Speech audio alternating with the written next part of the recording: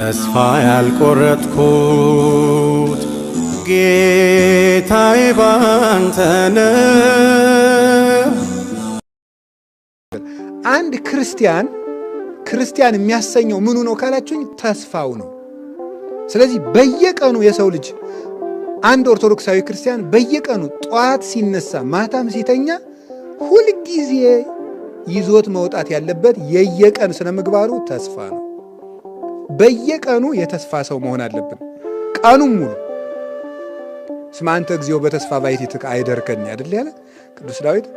አቤቱ አንተ ባለኝታ አሳድረኸኛልና ብሏል። መዝሙር 5 ላይ መዝሙረ ዳዊት ላይ ተስፋ የክርስቲያን ማደሪያው መዋያው ኑሮው ነው ተስፋ እና ተስፋ አንድ ስነ ምግባር ነው፣ የመንፈስ ፍሬ ነው። ልናፈራው የሚገባና በየቀኑ ሊኖረን የሚገባ ነው። ጠዋት ስንነሳ እንግዲህ ይሄን ትምህርት ሰምተን የለም ተምረናል። ጠዋት ስንነሳ ስለ ተስፋ አስበን እንወጣለን። ማታ ስንተኛ ስለ ተስፋ አስበን እንተኛለን። በተስፋ ደግሞ ተስፋን ማሰብ ብቻ ሳይሆን በተስፋ ምን ይበላችሁ ነው? ደስ ይበላችሁ፣ መደሰት ነው። ከዚያስ ምን አለ? ወለሕማምክሙ ተአገሱ፣ በመከራም ታገሱ ይላል። ተስፋ ያለ ሰው ትዕግስት ይኖረዋል። እናብራራዋለን። ለጸሎትክሙ ተጸመዱ፣ ለጸሎትም ትጉ ይላል። ተስፋ ከሁለቱ ጋር ነው የሚሄደው። ተስፋ ያለው ሰው መከራ ይታገሳል። ተስፋ ያለው ሰው ጸሎት አያቋርጥም። እነዚህ ሁለቱ ሦስቱ አብረው የሚሄዱ ናቸው። እንግዲህ ቅዱስ ጳውሎስ በዚህ ዓለም ጸንተው የሚኖሩ ስንት ናቸው ነው ያለ? 3 ምንድን ናቸው ነው ያለ? እምነት፣ ተስፋና ምንድን ነው? ፍቅር ነው ይላል። እምነት፣ ተስፋ፣ ፍቅር። እንግዲህ አሁን ዛሬ እየተማርን ያለ ስለ አንዷ ስለ ተስፋ ነው። ጸንተው የሚኖሩ 3ቱ ናቸው። ሁሉ ነገር ሲቀር መጨረሻ ላይ የሚቀሩት 3ቱ ናቸው። ስለዚህ ከ3ቱ አንዷን ተስፋን እንወቃት ነው። በጣም የሚገርመው አሁን ዓለም ሁሉ የተያዘበት ትልቁ መከራ ምንድን ነው? ተስፋ መቁረጥ ነው። ሁሉ ነገር ተስፋ መቁረጥ፣ ሁሉም በቃ ተስፋ ቆርጠን ነው። እና እንዲሁ ስለ ተስፋ አመለካከታችን እንዲለወጥ ነው። ሰው ነገ ያለው ፍጡር ነው። ተስፈኛ ፍጡር ነው። ሲጀምር የሰው ልጅ ተፈጥሮ ለተስፋ የተፈጠረ ፍጡር ነው። ሁልጊዜ ለተስፋ ይፈጠር። በተሳሳተ መንገድም እንኳን በተሳሳተ መንገድም እንደው አይዞህ እንደው እስከ መቼ ነው እንዲነብቱት? አንድ ቀን መቼም ይስተካከል ይሆናል የሚለው እንደው ጥሩ ክርስቲያንም ባይሆን መጽሐፍ ቅዱስም ባያውቅ፣ ምክንያቱም ሰው ተፈጥሮው ለተስፋ ስለተፈጠረ። ሌላው ቀርቶ የሰው ልጅ በተፈጥሮ የሚያስጨንቀው ማን ነው የሚመስላችኋል? ነገ ነው አይደለም? የሰው ልጅ ብቸኛው የሚያስጨንቀው ነገር መጨረሻ ምንድን ነው ነው፣ ወይም መጨረሻ ላይ የምኖረው ማን ጋር ነው። ይሄም ሰው የተስፋ ፍጡር ስለሆነ ሁልጊዜ የሚያስጨንቀው፣ ሰውን የሚያስጨንቁት ከብዙ ነገሮች አንዱ ትናንትና ነገ ናቸው አይደለም? እንዲህ ባላረግ ኖሮ፣ እንዲህ ባላረግ ኖሮ፣ እንዲህ ባላረግ ኖሮ፣ እንዲህ ባላረግ ኖሮ፣ ከዛ ደግሞ እንዲህ ባረግ ኖሮ፣ እንዲህ ባረግ ኖሮ፣ እንዲህ ባረግ ኖሮ ያስጨንቀዋል። ሁለተኛ ደግሞ ነገ ምንድን ነው መሆነው፣ ምን ይመጣብኝ ይሆን የሚለው ያስጨንቀዋል። ይህ ሰው የተስፋ ፍጡር ስለሆነ ነው። የዛሬ ስንት ዓመት እኮ ጥሩ ጸሎተኛ ነበርኩ ይላል። ግን ዛሬ ሰውየው በጣም ተጃጅሎ ነው እንጂ እዛ ጊዜ ደህና ስለሆነ አይደለም። ዛሬ በጣም ስለተጃጃለ ጅልነት ስለጨመረ ትናንት የተሻልኩ ስለሆነ ይመስለዋል እንጂ ትናንትም ጅል ነበር ልላችሁ ፈልጌያለሁ። ግን እሱ ትናንት የተሻልኩ ይመስለዋል። እና ትናንት በጣም ጥሩ ሰው ነበር፣ ትናንት ጸሎተኛ ነበር፣ ትናንት ጸባይ መልካም ነበር፣ ዛሬ ግን ተበላሸው፣ አመሌ ከፋ፣ እንደዚህ ልጅ ይላል። ግን ትናንትም እንደዛ ነበረ። ዛሬ ግን ብሶት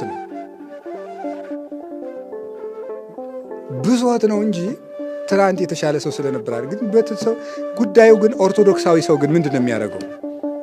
ኦርቶዶክሳዊ ከዛ ትናንትን ይላል፣ ዛሬን ይንቃል፣ ነገን ዛሬን እያቃለለ ደግሞ የሚያስደንቀው ደግሞ ነገን የሚጠብቀው ነገር ዛሬ ተጎልቶ ነገ በቃ የተሻለ ጊዜ መቼም አያለው መቼም እግዚአብሔር መቼም ይሄን ሳያሳየኝ አይገለኝም ይላል። ተጎልቶ ነው እንደዛ የሚለው። ግን ኦርቶዶክሳዊ ሰው ትናንትን ለትናንት ይተዋል፣ ከትናንት ይማራል፣ ዛሬን ይሰራል፣ ነገን በተስፋ ይጠብቃል። ኦርቶዶክሳዊ ሰው እንደዛ ነው። ትናንት መማሪያ ነው። ከክፉም ይማራል፣ ከበጎም ይማራል። ዛሬን ደግሞ ይሰራበታል። የመዳን ቀን ዛሬ ስለሆነ ለነገ ደግሞ ተዘጋጅቶ ይጠብቃል። ተዘጋጅታችሁ ጠብቁኝ አይደል ያለ? ተዘጋጅታችሁ ኑሩ ስለተባለ ከትናንት ተምሮ በዛሬ ሰርቶ ለነገ ተዘጋጅቶ መኖር ኦርቶዶክሳዊነት መልክ ነው። የኦርቶዶክሳዊ መልኩ ነው። ተስፋ ነገ ነው ወይስ ዛሬ ነው? ለመሆኑ ተስፋ ምንድን ነው? ተስፋ ማለት አለኝታ ማለት ነው አይደለም? ተስፋ ማለት አለኝ ማለት ነው። አለኝታ ነው። ተስፋ ማን ነው? ተስፋ ማን ነው? እግዚአብሔር ነው። ተስፋ እግዚአብሔር ነው። መኑ ውእቱ ተስፋዬ አኮኑ እግዚአብሔር። አሁንስ ተስፋዬ ማን ነው? ማን አይደለም ነው የሚለው? እግዚአብሔር አይደለምን ይላል። አንድ ሰው በእግዚአብሔር የሚያምን በመሆኑ የሚያሳየን በእምነቱ በተስፋውና በፍቅሩ። ተስፋ ሲጎለን ይውላችኋል በሶስቱ የማመናችን ጥቅም በአብ በወልድ በመንፈስ ቅዱስ የማመናችን ጥቅም ምንም አይደለም። ተስፋ ያለው ሰው ነው በሥላሴ እንዳመነ ማረጋገጥ የሚችለው። ስለዚህ ወልድ ተስፋ ይባላል። ለምንድን ነው ከሶስቱ ተስፋ የሚለውን ወልድ የወሰደው? ለምንድን ነው? የነቢያት የተስፋቸውን ፍጻሜ የፈጸመው ማን ስለሆነ ነው? በተለየ አካሉ ተገልጦ ሥጋ ለብሶ የመጣ እሱ ስለሆነ ተስፋ ለወልድ ተሰጥቶ ይተረጎማል እንጂ አብ ተስፋ አይደለም ማለት አይደለም። ሁሉም በሁሉ አሉበት። በአብ እምነትነት ማን አለበት? ወልድ መንፈስ ቅዱስ። በወልድ ተስፋነት ማን አለበት? አብ መንፈስ ቅዱስ። በመንፈስ ቅዱስ ፍቅርነት ማን አሉበት? አብ ወልድ። ሁሉም አሉበት። ግን ተስፋ ለወልድ ተሰጥቶ የሚነገርበት ምክንያት የነቢያትን ቀጠሮ የመዳን ተስፋ የፈጸመው እሱ ስለሆነ ነው።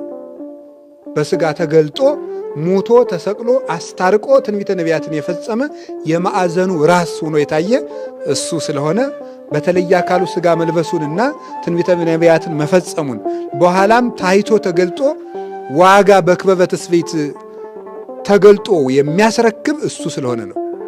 ከዚያ የተነሳ ተስፋ በወልድ ይመሰላል። ወይም ተስፋ ማለት ወልድ ነው እና እግዚአብሔርን ተስፋ ማድረግ ቅዱስ ዳዊትም ተስፋችን እግዚአብሔር እንደሆነ ነግሮናል። መዝሙር 26 ቁጥር 14 ላይ ምንድን ነው የሚለው? ተአገሶ ለእግዚአብሔር ወዕቀብ ፍኖቶ ወተሰፎ ለእግዚአብሔር። እግዚአብሔርን ተስፋ አድርግ ወተአገሶ ታገሰው፣ በርታ፣ ልብህ ይጽና ይላል። እግዚአብሔርን ተስፋ አድርግ። ስለዚህ ተስፋችን እግዚአብሔር ነው። እንግዲህ በተስፋ ደስ ይበላችሁ ማለት ምን ማለት ነው? ተርጉሙት። በማን ደስ ይበላችሁ ማለት ነው? በጌታችን በኢየሱስ ክርስቶስ ምን ይበላችሁ ማለት ነው? ደስ ይበላችሁ ነው። ፊልጵስዩስ ምዕራፍ 4 ቁጥር 4 ላይ ይህንን ገለጸው። ምን ብሎ? እብለክሙ ተፈስሑ ዘልፈ በክርስቶስ፣ ደግሜ እላችኋለሁ በክርስቶስ ደስ ይበላችሁ ብሎ ተናገረ። በተስፋ መደሰት ማለት ምን ማለት ነው? ወይም በክርስቶስ መደሰት ወይም ተስፋን አድርጎ መደሰት ማለት ምን ማለት ነው? አንድ ሰው ተስፋ አለው ሲባል ምን ማለት ነው? ተስፋ አለው ሲባል ምን ማለት ነው? የመጀመሪያው ሁሉን በሚችል በእግዚአብሔር እጅ ውስጥ እንዳሉ ማመን ማለት ነው። እግዚአብሔርን ተስፋ ማድረግ ማለት እሱ ነው። ተስፋ አንድ ሰው ተስፋ አለው ማለት ምን ማለት ነው? ሁሉን በሚችል በእግዚአብሔር እጅ ውስጥ አለሁ ብሎ ማመን ነው። እምነት የሌለው ተስፋ የለም። ተስፋ የሚጎድለው እምነት ሲጎድል ነው። እግዚአብሔር እቅፍ ነኝ ማለት ነው። ይሄ በተስፋ መደሰት ነው። በእግዚአብሔር እጅ ነኝ ማለት ከእግዚአብሔር ጋር እኖራለሁ ብሎ እግዚአብሔር አብሮኛል፣ እሱ ይጠብቀኛል፣ እሱ እጅ ላይ ነኝ ብሎ ማመን። ሁሉን በሚችል በእግዚአብሔር ካህሊነት ላይ መውደቅ ነው፣ ራስን መጣል። ግድፍ ላይ ለእግዚአብሔር ህሊናከ ወውቱ ይሴሰየከ፣ ህሊናህን በእግዚአብሔር ላይ ጣል ብሏል ቅዱስ ዳዊት። ጣለው፣ ራስን መጣል ለእግዚአብሔር። ለእግዚአብሔር ፈጽሞ አሳልፎ መስጠት ራስን፣ እሱ ነው ተስፋ ማለት። በእግዚአብሔር ጥበቃ ውስጥ መሆን። አንድ እግዚአብሔር የሰጠን ቃል ኪዳን ምንድን ነው? ሁልጊዜ አብሬያችሁ እሆናለሁ ነው። ይህን ሁልጊዜ መርሳት የለብንም። አብሬያችሁ እሆናለሁ፣ እኔ ከእናንተ ጋር ነኝ የሚለው እግዚአብሔር የሰጠን ዋስትና ነው። በዚህ ሁልጊዜ እርግጠኛ መሆን፣ እኔ ከእናንተ ጋር ነኝ የሚለው እግዚአብሔር ከእኔ ጋር ነው ብሎ ማመን ተስፋ ማለት እሱ ነው። እግዚአብሔር ከአባቶች ጋር ብቻ ሳይሆን ከኛም ጋር እንዳለ ማመን ነው። እግዚአብሔር ከአባቶች ጋር ብቻ ሳይሆን ከማን ጋር እንደሆነ ከኛም ጋር የሚኖር ነው እግዚአብሔር። መጽሐፈ ኢያሱ ምዕራፍ 1 ቁጥር 5 ላይ እንዲህ ብሎ ይናገራል። ኢትፍራ በከመ ሀሎኩ ምስለ ሙሴ ከማሁ እሄሉ ምስሌከ ወኢያሃድገከ። ከሙሴ ጋር እንደነበርኩ ካንተ ጋር እኖራለሁ፣ አትፍራ፣ በመከራም አልጥልህም ማለት እግዚአብሔር ለሙሴ ነበር እንጂ እኔማ እንዳይል ከሙሴ ጋር እንደነበርኩ በዚያው መጠን ካንተ ጋር እኖራለሁ አለ። እግዚአብሔር ከአባቶች ጋር እንደነበረው ከኛ ጋር ይኖራል። ከትልልቆች ጋር እንደነበረው ከትንንሾች ጋር ይኖራል። እግዚአብሔር ከኛ ጋር ለመሆን ከኛ መስፈርት ፈልጎ አይደለም ከኛ ጋር የሚሆን። ፍጥረቶቹ በመሆናችን አብሮን አለ።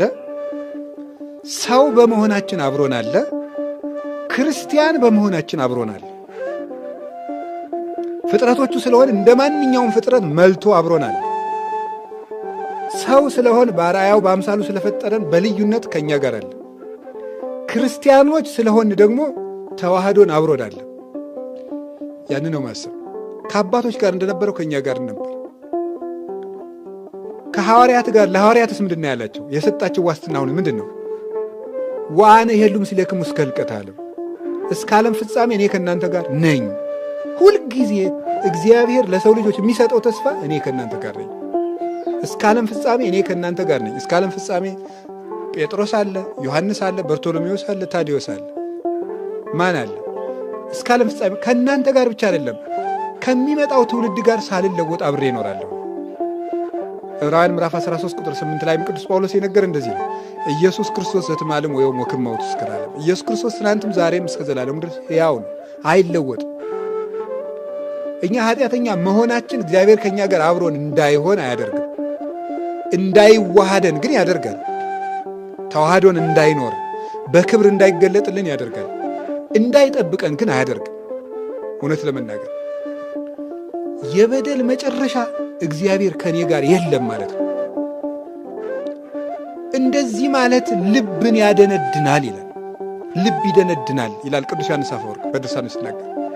እግዚአብሔር ከኔ ተለይቷል፣ እግዚአብሔር አይምረኝም፣ እግዚአብሔር አይቀበለኝም፣ ከኔ የራቀ ነው ማለት ልብን ያደነድናል። ልብ ሲደነድንስ እስመ እምግዘፈ ልብ ይከውን ተቃርኖተ እግዚአብሔር። ልብ ሲደነድን ደግሞ እግዚአብሔርን መቃረን ይመጣል። ይሄስ ምን ያመጣል? ያንሳአስህ መዓተ እግዚአብሔር፣ የእግዚአብሔርን መዓት ደግሞ ያነሳሳል። ልብን ማደንደን። ልብ የሚደነድነው ከየት ጀምሮ ነው ሲባል እግዚአብሔር ተለይቶኛል ከማለት። ቅዱስ ጳውሎስ በአንደኛ ቆሮንቶስ መልእክቱ ምዕራፍ 12 ላይ ሲናገር እንዲህ ይላል። ምናልባት ሰዎች እየጸለዩ ህልም ሊያዩ ይችላሉ፣ ራእይ ሊያዩ ይችላሉ፣ ጥያቄያቸው ሊመለስላቸው ይችላል። በጠሩት ቁጥር እግዚአብሔር አለሁ እነሆ ሊላቸው ይችላል። እኛ ግን ጠይቀን አልተሳካልን፣ ጀምረን አልተፈጸመልን ሊሆን ይችላል። የዛ ጊዜ እግዚአብሔር ትቶኛ እንላለን። ግን ምንድን ያለ አሃዊነ ኢንፈቅድ ትኩኑ አብዳነ በእንተ መንፈስ ቅዱስ። ወንድሞቻችን ስለ መንፈስ ቅዱስ ሞኝ እንድትሆኑ አልፈቅድም ይላል። ሞኝ መሆን ማለት ነው። ትርጓሜያችን ምን ይላል? መንፈስ ቅዱስ ከእናንተ ሳይለይ እያለ ተአምር ሲያደርግላችሁ ባለማየታችሁ ምክንያት ትቶኛል አትበሉ ነው። የጠየቃችሁትን ጥያቄ ስላልመለሰላችሁ፣ ያሰባችሁት ስላልተሳካ፣ የጀመራችሁት ስላልተፈጸመ መንፈስ ቅዱስ ትቶኛል አትበሉ ነው። መንፈስ ቅዱስ እየበደልንም አብሮን ይኖራል። እግዚአብሔር ሰውን ተለይቶ አያውቅም። ክደት ወደ ጸናበት መሄድ ለእግዚአብሔር ምኑ ነውና ነው የሚለው፣ ልማዱ ነውና ነው። እግዚአብሔር እንደውም ወደ እኛ ነው የሚመጣው። መጀመሪያ የታመመ ነው መድኃኒት የሚያስፈልገው። እሱም የተናገረ ይሄን ነው። ህሙማን ይፈቅድ ወላ አቃቤ ሥራይ ወአኮ ጥዑያን። ባለመድኃኒትን የሚሹት የታመሙ ናቸው እንጂ ጤነኞች አይደሉም። ስለዚህ ጌታችን ኢየሱስ ክርስቶስ ቀድሞ ጴጥሮስን አነጋገረው። ጤነኛውን ዮሐንስን አይደለም ያነጋገረው። ህመም የጸናበትን ጴጥሮስን አይደል ያለሱስ። ለታመመችው ህዋሳችን የበለጠ እንክብካቤ እናደርግለታለን። ጣቴ ብትታመም እንዳልተኛባት፣ እንዳልሰብራት፣ እንዳላደማት ጋሬጣ የበለጠ ጥንቃቄ፣ ስስ ለሆነው አካላችን የበለጠ እንጠነቀቃለን። ሰው ድንጋይ ቢወረውርበት ቶሎ ብሎ አይኑን የሚጋርደው አይኑን ነው። ለደካማ አካሉ የበለጠ ጥንቃቄ ያደርጋል። ስለዚህ ጌታችን መድኃኒታችን ኢየሱስ ክርስቶስ የበለጠ ለደካሞቹ ጥንቃቄ ያደርጋል፣ እንክብካቤን ያደርጋል። ተስፋ ማለት በእግዚአብሔር እጅ ላይ ነኝ ብሎ መናገር። የእናንተ የራስ ፀጉራችሁ እንኳን የተቆጠረ ነው ይላል። አያችሁ፣ ፀጉራችን ትርፍ አካላችን ነው። ግን ከእናንተ ትርፉ ነው የሚጣል ነገር የለኝም ነው። ሁሉ የኔ ገንዘብ ነው። የእናንተ ጥፍራችሁ ይሁን ፀጉራችሁ ይሁን የኔ ገንዘብ ነው። ቆጥሬ ሰፍሬ ይዛችኋለሁ። እንድትጠፉብኝ አልፈልግም። አሳልፌም አልሰጣችሁም። በእኔ እጅታ በእኔ ጥበቃ ስር ትኖራላችሁ። እጁ ደግሞ ሁሉን የሚችል ነው። እግዚአብሔር እጅ ውስጥ ማደር እና አይለየኝም ማለት እሱ ውስጥ መኖር በጽላሎተ ረድኤቱ እንደሚጋርደን እረኛ ነኝ ብሏል አይደለም? እኔ እረኛችሁ ነኝ፣ እጠብቃችኋለሁ። ምንድነው? ወበጽላሎተ ክነፊከ ምን ብላይ ነው የሚለው? ክድነኒ፣ እንደ አይን ብሌን ጠብቀኝ ነው። አይን በሽፋሽፍት ተጠብቃ የምትኖረውን ያህል ጠብቀኝ ነው። አንዲት ነገር ውልብ ስትል ከሽፋሽፍት ቀድሞ ላይን የሚደርስላት የለም። እንደዚያ ፈጥነህ ጋርደኝ ማለት ነው ቅዱስ ዳዊት። ሰው በእግዚአብሔር ጥግ እንዲህ ተጠግቶ ይኖራል። እግዚአብሔርን ጥግ ማድረግ አብሮኝ ይኖራል ማለት ተስፋ ይባላል። ስለዚህ ሁሉን የሚችል ላይለየን ቃል የገባልን በደልንም አልበደልንም አብሮን የሚኖር ሲኖር ደግሞ የሚችል አባትም አምላክም ስላለን በተስፋ በሉ ደስ ይበላችሁ። በእግዚአብሔር ተስፋ መደሰት ማለት ምን ማለት ነው? በእግዚአብሔር ከሆነ የማይቻሉ ነገሮች ሁሉ ይቻላሉ ነው። ተስፋ ማለት እሱ ነው። በእግዚአብሔር ከሆነ የማይቻሉ ነገሮች ሁሉ ይቻላሉ። ተስፋ እሱ ነው። ከሞተ ሕይወት ይመጣል። ከበላተኛ መብል ይወጣል። ካለቀ ነገር የሚኖር ነገር ይመጣል። በእግዚአብሔር ሁሉ ይቻላል። እሱ ነው ተስፋ ማድረግ። የማይቻሉ ነገሮች በእግዚአብሔር ይቻላል። ኩሉ ይትካሀል ለዘየአምን ማርቆስ ምዕራፍ 9 ቁጥር 23 ላይ ይሄንን ማመን። ዓለም ሁል ጊዜ የምታሳየን ምንድን ነው? ያ ማለት ነው ችግሮች ውስጥ ሲሆኑ ችግሩን ትቶ ማንን ማሰብ ነው? እግዚአብሔር ማሰብ። ይሄ ነገር ያለቀ ነው የሚል ነገር ስናይ ለእግዚአብሔር እኮ ይቻላል ብሎ መታመን ተስፋ ይባላል። ዘይትካሀል በኀበ ሰብእ ይትካሀል በኀበ እግዚአብሔር። በሰው ዘንድ የማይቻል በእግዚአብሔር ይቻላል ብሎ ማመን ነው። በሰው ዘንድ የማይቻል በሐኪም ሊሆን ይችላል የማይቻል። ሐኪም ከሆነ አይቻልም። ንጉሥ ከሆነ አይቻልም። በሰው ዘንድ ያልተቻለ ግን በእግዚአብሔር ይቻላል። እግዚአብሔር ሰው እንደሚያይ አድርጎ አያይም ነው። እግዚአብሔር ሰው እንደሚያስበው አያስብም። እግዚአብሔር እንደ ሰው አድርጎ አይደለም የሚሰራው። እግዚአብሔር የሚያሰኘው ከሰው ውጪ በሆነ መንገድ ስለሚሰራ ነው። እኛ ከምናውቀው ኃይል በላይ ይሰራል እግዚአብሔር። ይህን የሚያደርግ እሱ ነው። በዚህ መታመን። የማይቻሉ ነገሮች በእግዚአብሔር ይቻላል። ችግሮቻችን ውስጥ ሆነን እግዚአብሔርን ተስፋ ማድረግ ነው። በተስፋ መደሰት ማለት ዛሬ ነው አይደለም እንደ እግዚአብሔር። አሁን እግዚአብሔር መከራ ውስጥ ሆነን ተስፋ እናደርገዋለን ማለት የሆነ ችግር ውስጥ ሆነን መቼም ችግሩን ያሳልፈዋል ብለን ነው አይደል ተስፋ የምናደርገው? አይደለም። እዚያው መከራው ውስጥ ሆነን ራሱ ማን አብሮን አለ ነው? እግዚአብሔር አለ ነው። 3 ደቂቅን ከእሳት ያወጣቸዋል ተብሎ አይደለም ተስፋ ማድረግ ማለት። እሳቱ ውስጥ ራሱ ማን አለ ነው? እግዚአብሔር አለ። ዳንኤልን ከአንበሳው ጉድጓድ ያወጣዋል ማለት አይደለም ተስፋ ማለት። አንበሳው ውስጥ ራሱ ማን ጋር ነው ያለው ነው? እግዚአብሔር ውስጥ ነው ያለው። ዮናስን ከአሳ አንበሪ ሆድ ውስጥ ያወጣዋል ማለት አይደለም ተስፋ። አሳ አንበሪው ሆድ ውስጥ ራሱ ማን አለ ነው አብሮት? እንዳይቆረጥመው የሚያደርገው ማን ነው? እግዚአብሔር ነው። እስከሚወጣም እንዳይቆረጥመው ያደረገው እግዚአብሔር ነው። እግዚአብሔር ችግሮቻችን ማሳለፉ ሳይሆን ችግሮቻችን ውስጥም እንድንቆይ የሚያደርገን እግዚአብሔር ነው። ያለ እግዚአብሔር እነዚያ ችግሮች ውስጥ መቆየት አንችልም ነበረ። አንድ ቀንም 1 ደቂቃ መቆየት አንችልም። እግዚአብሔር በችግሮቻችን ለዚህ ነው ካንተ ጥላ ተጠግተን በጠላቶቻችን መሃል በሰላም እንኖራለን የሚለው ኤርምያስ ተረፈ ኤርምያስ ምዕራፍ 4 ላይ ሲናገር እና እግዚአብሔር ጥላ ነው የሚባለው እዚያው ውስጥ ቦታ ማስለቀቅ ሳያስፈልገው እሳቱን ጠል ያደርገዋል፣ እሾሁን ምቹ ስፍራ ያደርገዋል። እግዚአብሔር ቦታ መለወጥ አያስፈልገውም፣ እዚያው ውስጥ ሰላም መስጠት ይቻላል።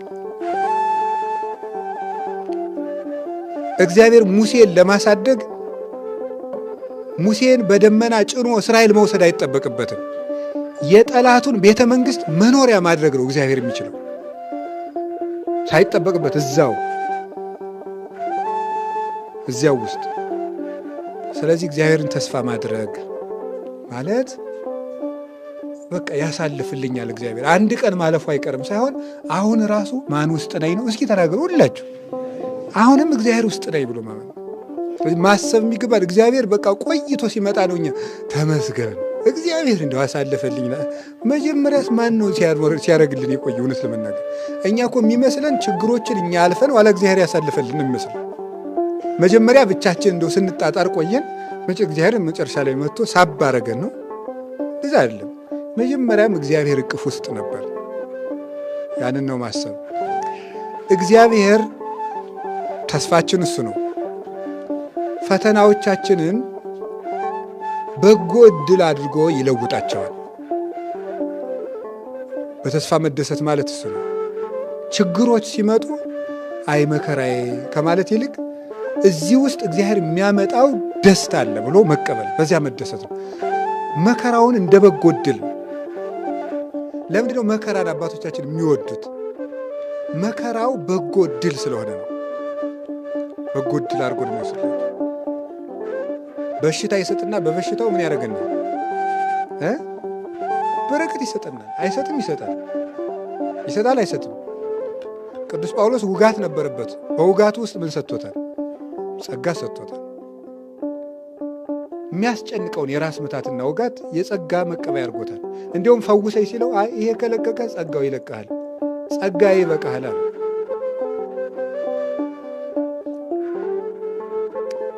እግዚአብሔር የምናነክስበት ነገርም ካመጣ እዚያው ውስጥ ደግሞ ምን ይሰጠናል? በረከት ነው። እግዚአብሔር ወገኖች እንደው ዓለም ከምትሰጠን እግር እግዚአብሔር የሰጠን አንካሳነት አይሻልም? ይሻላል። አዎ እግዚአብሔር ብዙ ጸጋን ለመስጠት ብሎ ነፍስን ምን ያደርጋታል? ወደ ብዙ ጸዋታው መከራ እንድትገባ ያደርጋታል እና ወደ መከራ ይለውጣል። ውርደቶቻችንን ወደ ክብር መለወጥ ያውቅበታል። የምሬን ነው የምነግራችሁ። ወደ ክብር ይለውጣቸዋል። እንደ በጎ ዕድል እዩዋቸው። እቤት ቁጭ ብለን እግዚአብሔርን ካላወቅን ተሰደን እንድናውቅ ያደርጋል እግዚአብሔር። ሁሉንም ለበጎ ነው የሚያደርጋቸው የሚባለው ለዚህ ነው።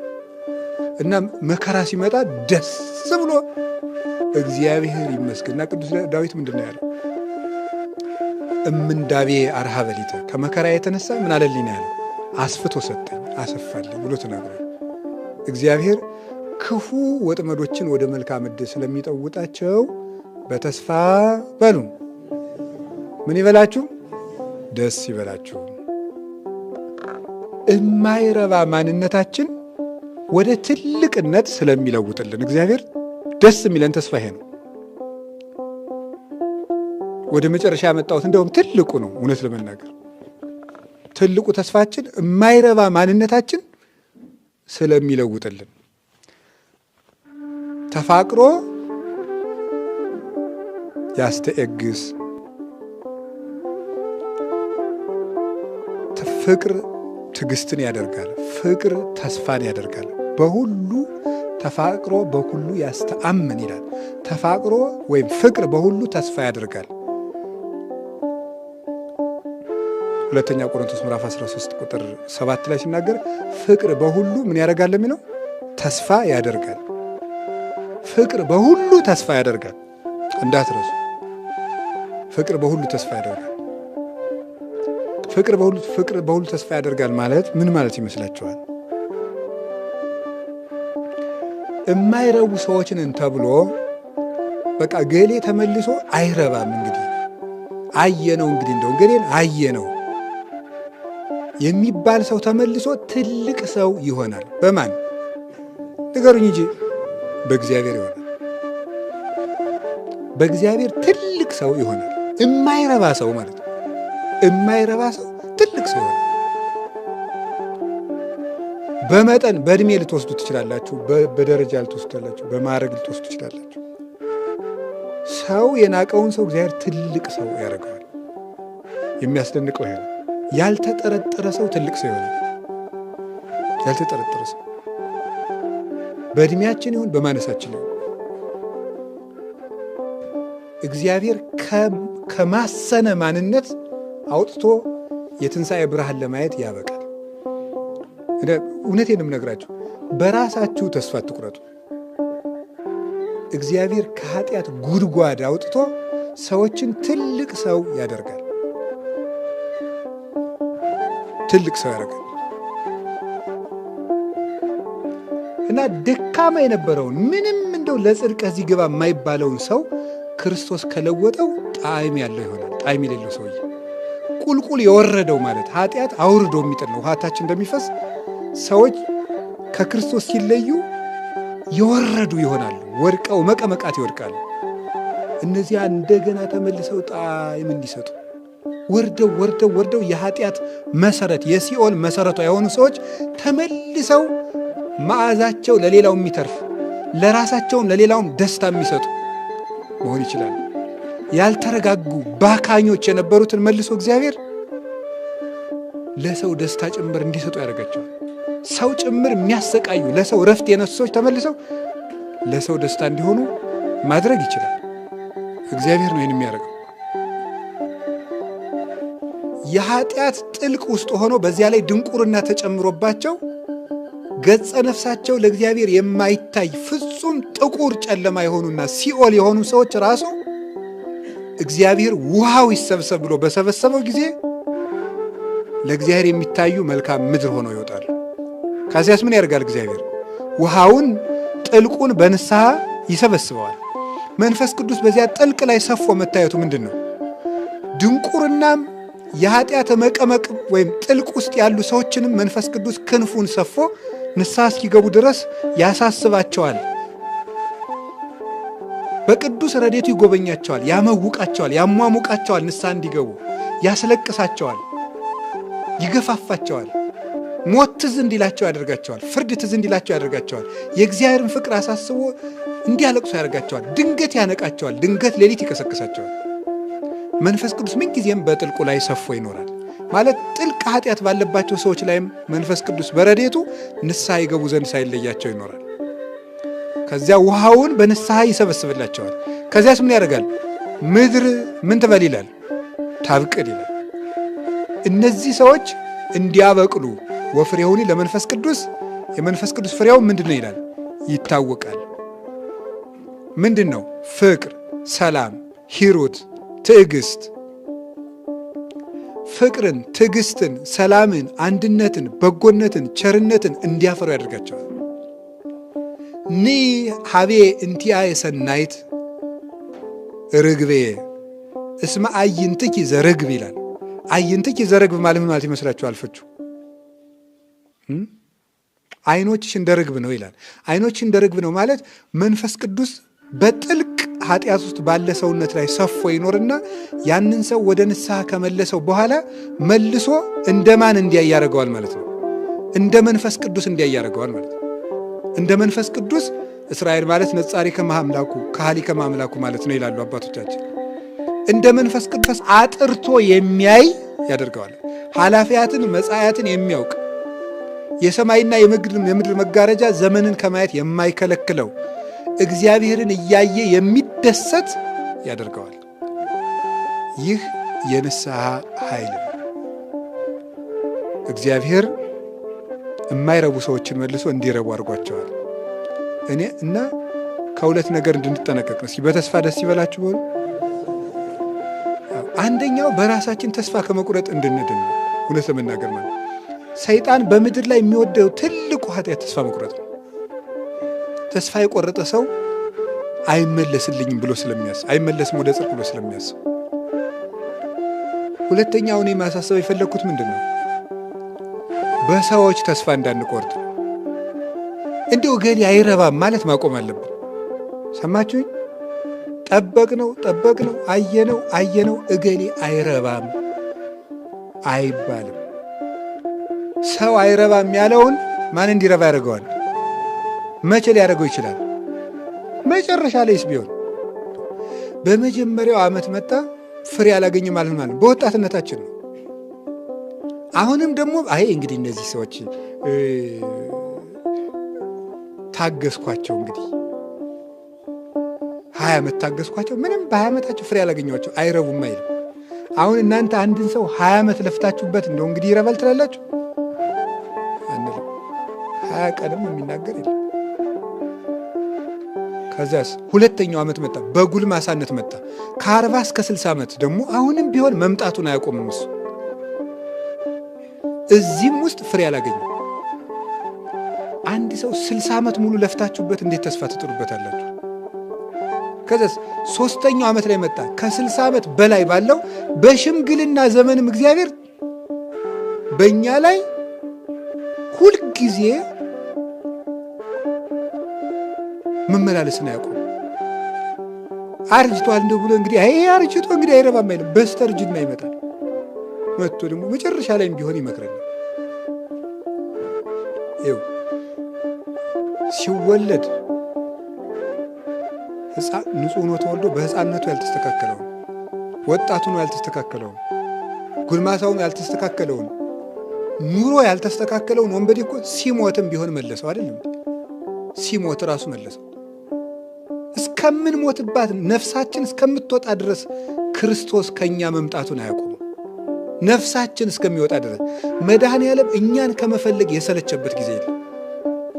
ልጅ እያለን ይፈልገን ነበር፣ ወጣት እያለን ይፈልገን ነበር፣ ጉልማሳ እያለን ይፈልገን ነበር፣ አርጅተን ይፈልገናል፣ እስከምንሞት ይፈልገናል። ይህ ትልቅ ተስፋችን ነው። እውነት ልንገራችሁ፣ እኔም እንደ ራሴ እናንተም ሁላችሁም በራሳችን ተስፋ የለንም። ሁልጊዜ ግን ስለሚፈልገን በዚህ ደስተኞች ነው። ሁልጊዜ ይፈልገናል።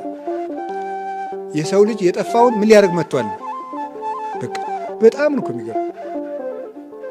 አይገርማችሁም? ይህ እኮ ትልቅ ተስፋችን ነው። የሰው ልጅ የጠፋውን ሊፈልግ መጥቷል ማለት ነው። እስኪ እኔ ራሴ ምንድን ነው ብላችሁ አስቡ።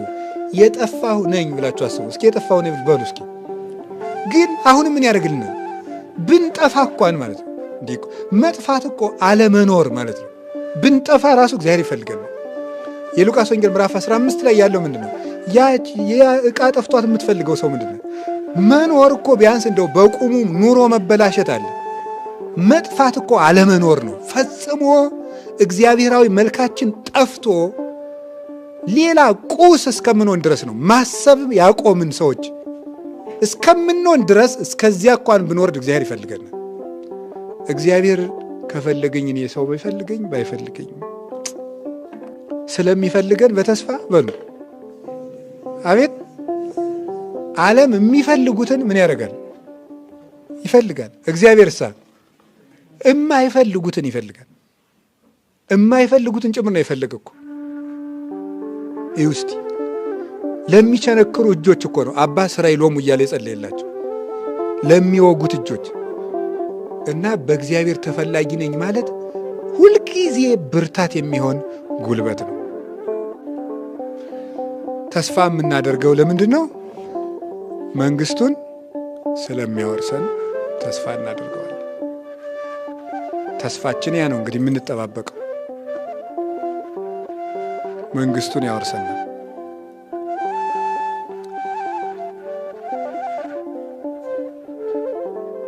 እና ያንን ተስፋ ስለሰጠን ደስ ይለናል። የመንግስተ ሰማያት ሰዎች ስለሆን ማለት ነው።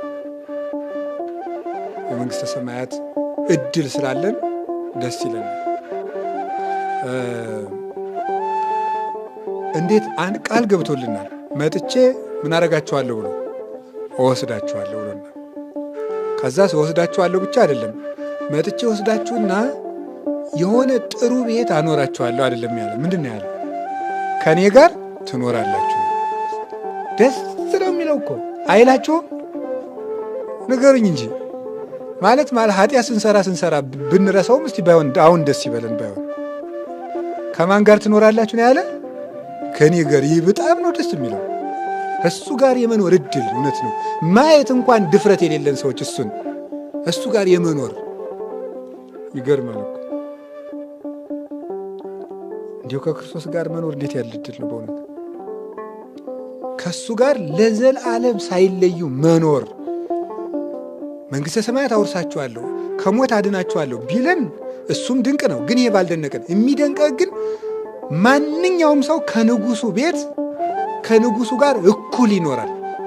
የንጉሱ ጎረቤት ሆኖ አይደለም የሚኖረው፣ ከንጉሱ ጋር አብሮ ያድራል በአንድ ቤት ውስጥ። ማንኛውም ሰው። ይሄ እግዚአብሔር ለሰው ልጅ የሰጠው ትልቅ ስጦታ ነው። አንድ ንጉሥ የፈለገ ሰፊ ቤተ መንግሥት ቢኖረው አንድ ቤት ውስጥ ከሁሉም ባለሟሎቹ ጋር ሊያድር አይችልም። እግዚአብሔር ግን ካህሊ ነውና ከሁላችን ጋር እኩል አብሮን ያድራል መንግሥተ ሰማያት ውስጥ። በጣም የሚያስገርመው ደግሞ ያችን መንግሥተ ሰማያት ለመውረስ ኃጢአተኛ ብንሆን እንኳን እስከ ቀዝቃዛ ውሃ ድረስ ወርዶ ሊሰጠን ምን ብሎልናል? ቃል ገብቶልናል። እንግዲህ ከዚህ በላይ ምን ያርግ ትሉታላችሁ? ውሃ። አሁን ውሃ ሲል ውሃ አምጡና መንግሥተ ሰማያት እንኳ አንዳንድ ሊትር ውሃ አምጡ ማለት ነው አይደለም። ውሃ ሁሉ ያገኘዋልና የተናቀ ነገር ነው። ትንንሽ ነገሮቻችሁን ይዛችሁም ቢሆን የኔ ፍቅር ከጸናላችሁ ትድናላችሁ ነው እንጂ ስለ ውሃ አይደለም ማውጋት የፈለገ። ውሃ የተናቀ እንደሆነ በትንንሽ ነገሮቻችሁ እንኳን እኔ ከእናንተ ትልቅ ነገር አልፈልግም ነው የምፈልገው እናንተን ነው። ባላችሁ ነገር መንግሥቱን መውረስ ትችላላችሁ። እውቀት ካለ እውቀት፣ ከሌለህም ሰውነት ግን ሀብት ካለ በሀብት መጽው ተሰጠ ለክርስቶስ ሁሉን ተተ ከሌለህም ምስጋናህን አመስግነ። ውሃን ሁሉ ያገኘዋል። ሁሉ ሰው በሚያገኘው በመጠኑ መንግሥተ ሰማያት ትሰጠዋለች። መንግሥተ ሰማያት በመካከላችሁ ናት። መንግሥተ ሰማያት እሰ ይብልዋ ነያ ከያክ ወነያ ዘየ መንግሥተ እግዚአብሔር እሰ ነያ ማእከሌክሙ ሉቃስ 17 ቁጥር 21 ላይ መንግሥተ ሰማያት ክንፍ ኖሯት በራ እግር ኖሯት ተሽከርክራ አትመጣም። መንግሥተ ሰማያት በመካከላችሁ ናት። በመካከላችሁ ናት ማለት በእነማን? በነ ገብረ ሥላሴ በነ ወለተ ሥላሴ። በማንም ሰው ቆርቆሮ ቤት ካለው በቆርቆሮ ቤቱ፣ ጎጆ ቤት ካለው በጎጆ፣ ረጅም ሰው ከሆነ በዛው፣ አጭር ከሆነ በዛው፣ ደካማም ከሆነ በድክመቱ በመጠኑ ልክ መንግሥተ ሰማያትን ሊያወርሰው እግዚአብሔር ፈቃደኛ ነው ለሰው። የእንጦንስን ያህል ሳትጋደል፣ የጊዮርጊስን ያህል ሳትፈጭ፣ የጳውሎስን ያህል አንገት ሳይቆረጥ፣ የጴጥሮስን ያህል ተዘቅዝቀ ሳትሰቀል አይለው። በመጠኑ መንግሥቱን ያወርሰዋል። በቁራሽ እንጀራ ያወርሰዋል። መረቡን ብቻ ሰጥቶ ያወርሰዋል። እንደ ጴጥሮስ ሁለት ድቃቂ ሳንቲም እንደጣለችውም ባለችው ነፍስና ሥጋውን ብቻ ይዞ በመቅረብ በሕሊናው እግዚአብሔር መንግሥቱን ያወርሰዋል። ለድሃው እንደ ድህነቱ፣ ለሀብቱ እንደ ሀብትነቱ እንደዚህ አድርጎ የሚሰጥበት መንግሥት የእግዚአብሔር መንግሥት ብቻ ነው ዘመዶች። ሌላው መንግሥት ላለው ይሰጣል፣ ለሌለው ፊት ያዞራል። የእግዚአብሔር መንግሥት ግን ለሁሉ ይሆናል። በተስፋ ደስ ይበላችሁ። እንደ ነገሩ ሁነን ብንኖርም ወንሴፎ ምንን ተስፋ እናደርጋለን? ትንሣኤን ሙታንን ተስፋ እናደርጋለን። በዚህ ዓለም ስንሞላ ስንጎድል፣ ስንወጣ ስንወርድ፣ ስንርቅ ስንቀርብ እንኖራለን። ግን አዝማነ መንግሥተ ሰማያትን ሀዩ ከመመላእክትን ተስፋ አድርገን እንኖራለን። ክርስቶስን ለዚች ምድር ብቻ ተስፋ ካደረግነው ከሰው የባስን ምስኪኖች እኛ ነን። የምግብ ጊዜም ያልፋል አይደል? የረሃብ ጊዜም ያልፋል። የጤንነት ጊዜም ያልፋል። ሕመምም ያልፋል። እስራትም ያልፋል። ነፃነትም ያልፋል። የማያልፍ መንግሥተ ሰማያት ግን አለ። ያችን በቸርነቱ ለማየት ያብቃን።